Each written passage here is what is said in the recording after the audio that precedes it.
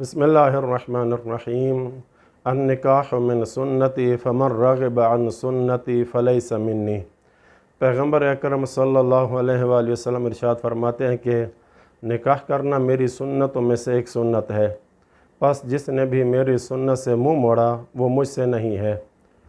اسلام نے نکاح کرنے کی اہمیت پر بڑا زور دیا ہے۔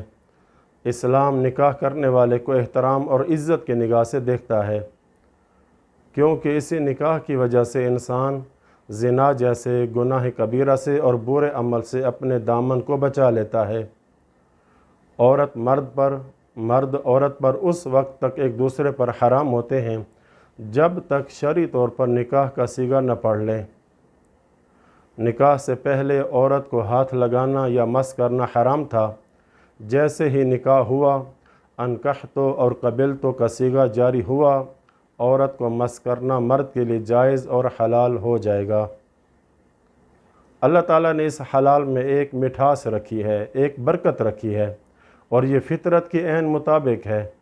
اسی وجہ سے جو اپنے آپ کو انسان سمجھتا ہے وہ اس نکاح کو پسند کرے گا۔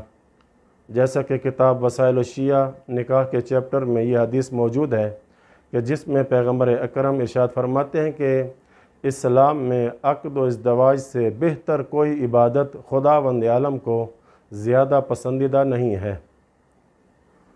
میاں بیوی کا رشتہ محبت بھرا رشتہ ہے، اور اللہ تعالیٰ بھی سب سے زیادہ اسی رشتے کو قدر کی نگاہ سے اور عزت کی نگاہ سے دیکھتا ہے، کیونکہ خداوند عالم نے اس روئے زمین کے اوپر سب سے پہلا جو رشتہ بنایا ہے وہ ماں بیٹے کا نہیں بنایا، باپ بیٹے کا نہیں بنایا ہے، بہن بھائی کا نہیں بنایا۔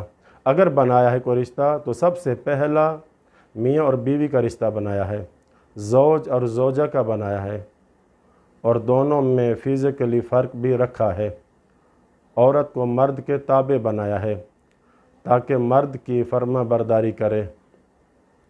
جیسا کہ کتاب وسائل الشیعہ نکاح کے چیپٹر میں ایک بہترین حدیث موجود ہے جس میں امام جعفر صادق علیہ السلام ارشاد فرماتے ہیں کہ جب خداوند عالم نے حضرت آدم علیہ السلام کو مٹی سے پیدا کیا اور پھر ان کی خاطر جناب حوا کو بھی خلق فرمایا تو انہیں جناب آدم کے پیچھے بٹھایا تاکہ ہمیشہ عورت مرد کے تابع رہے۔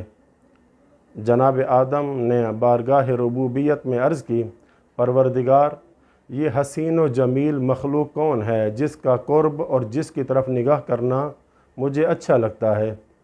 آواز قدرت آئی، اے آدم، یہ میری کنیز حوا ہے، اور کیا تم چاہتے ہو کہ یہ تمہارے ہمراہ رہے، تمہارے ساتھ رہے، تم سے باتیں کر کے تمہیں مانوس کرے اور تمہارے حکم کی تعمیل کرے؟ جناب آدم نے عرض کی، ہاں اے پروردگار، جب تک میں زندہ رہوں گا اس نیکی اور احسان پر تیرا شکریہ ادا کرتا رہوں گا۔ ارشاد قدرت ہوا، تم مجھ سے اس کی خواستگاری کرو کیونکہ یہ میری کنیز ہے اور تمہاری جنسی خواہش کی تسکین کے لیے زوجہ بننے کے قابل بھی ہے۔ خداوند عالم نے ادھر حضرت آدم میں جنسی خواہش بھی ودیت کر دی، اور اس سے پہلے انہیں تمام امور کی معرفت بھی عطا فرما دی۔ اس پر جناب آدم نے عرض کی، اے میرے پروردگار، میں تجھ سے اس کی خواستگاری کرتا ہوں، اب تیری مرضی کیا ہے؟ اللہ تعالیٰ نے فرمایا، میری مرضی یہ ہے کہ آپ اسے دین کی تعلیمات اور معلومات دیں، یعنی علم سکھائیں۔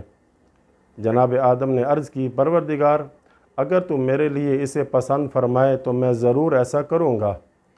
ارشاد رب العزت ہوا، میں نے اسے پسند کیا اور تمہاری اس کے ساتھ شادی کر دی ہے، پس تم اسے اپنے ساتھ ضم کر لو۔ تو ناظرین، آپ نے سنا کہ کتنا بہترین، مقدس اور محبت بھرا رشتہ ہے یہ، جس کو اللہ نے خود اپنی قدرت سے بنایا ہے۔ اب یہاں پر ایک بات واضح کر دوں کہ عورت مرد کی اطاعت و فرما برداری ہر بات میں نہیں کرے گی۔ اگر مرد ایک بات کا حکم دیتا ہے تو عورت دیکھے کیا اس کی بات شریعت اور اسلام کے مخالف تو نہیں ہے۔ اگر مخالف ہے تو یہاں مرد کی اطاعت اور فرما برداری نہ کرے، لیکن اگر شریعت اور اسلام کے موافق ہو، مطابق ہو، تو یہاں پر تابعداری کرنا ضروری ہے۔ نکاح میں اللہ نے اتنی برکت رکھی ہے کہ آدمی کا آدھا دین محفوظ ہو جاتا ہے، جیسے کہ وسائل الشیعہ میں امام جعفر صادق علیہ السلام سے روایت ہے کہ جس میں فرماتے ہیں کہ جو شخص شادی کرتا ہے وہ اپنے نصف دین کی تو حفاظت کر لیتا ہے اور دوسرے نصف کے بارے میں خدا سے ڈرے۔ اسلام نے جب نکاح کے ذریعے جب ایک عورت اور مرد کو آپس میں جوڑا تو ان کے دل میں ایک دوسرے کی محبت بھی ڈال دیتا ہے، اور انہیں دو افراد کے ذریعے یعنی میاں اور بیوی کے ذریعے نسل انسانی کو بھی آگے بڑھایا تاکہ ایک بہترین اور عزت دار معاشرہ تشکیل پا سکے اور وجود میں آئے۔ لہٰذا نکاح کرو تاکہ اللہ کی رحمت کے سائے تلے سکون اور زندگی پرسکون گزارو۔ کنوارا رہنا اور شادی نہ کرنا بری بات ہے۔ کنوارا رہنے کے حوالے سے اسلام نے سخت ترین الفاظ میں مذمت کی ہے۔ وہ مذمت کن الفاظ میں ہے یہ اگلی آنے والی ویڈیو میں بیان کریں گے انشاءاللہ تعالی۔